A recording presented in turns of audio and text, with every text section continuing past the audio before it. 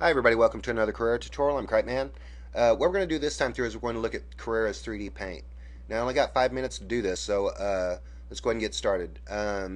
First of all, let's go ahead and click on our 3D paint icon, and you notice that if you touch this, these icons become unghosted, and you notice the interface changes. There's little representations for your brushes up here. You got your paint brush, your airbrush, your reveal brush, your stamp brush, your line brush, eraser brush, and eyedropper. And you notice if you pick one of your brushes, your drawing brush, you try and paint on it, nothing happens. Let's go ahead and go over here to this side of the screen, and there are two tabs. Let's go to the Textures tab, and let's go ahead and create a new color with the magic wand. It's going to be a color map. 256 by 256 is fine. Everything's cool. There we go. You notice that a dialog box comes up so to save your new texture that you're going to be painting on. And let's go ahead and save it. I saved mine as a TIFF. So little extra dialogues come up. And you notice that the color's changed. And let's see what happens. Let's pick a tool. Let's pick a color for a tool. Let's go blue. And oh, there's symmetry. You can turn symmetry on too, so that you can paint symmetrically, and you can get some really cool results. Let's go ahead and bring this up a little bit, and let's go pow and pow. And let's go ahead and there we go. So now you can paint on your texture, which is a very cool thing. Now, I painted on this one with this little smudge brush. Yeah, circular smudge.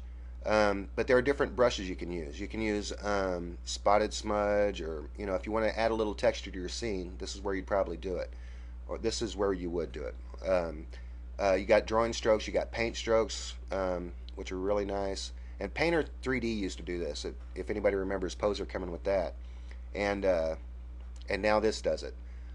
Paint strokes, pow pow pow pow, texture. These are very cool for bump maps. And let's go ahead and do bump maps next. Push OK, and let's do a bump map texture. And if all the smoothness is where you want it to be, let's go ahead and which is for me. Let's go ahead and do a new bump map. Dialog comes up. Let's go ahead and make this slightly different, slightly darker, and that's fine.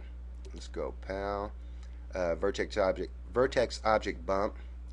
Time's running out, you can tell. Let's go ahead and save it. Okay, and let's do the craculature texture, or crackles. That's even better, easier to say. And it's got some really cool ones. It's got horns. It's got a whole bunch of different ones. You can check it out. And you notice how it kind of has a bumpy look, and this is great for walls. It's great for floors, old, weathered, anything, rust. It's really good. And you notice that we got our little guy in a little bumpy place. Now you can change these around too. You can turn things on and off over here.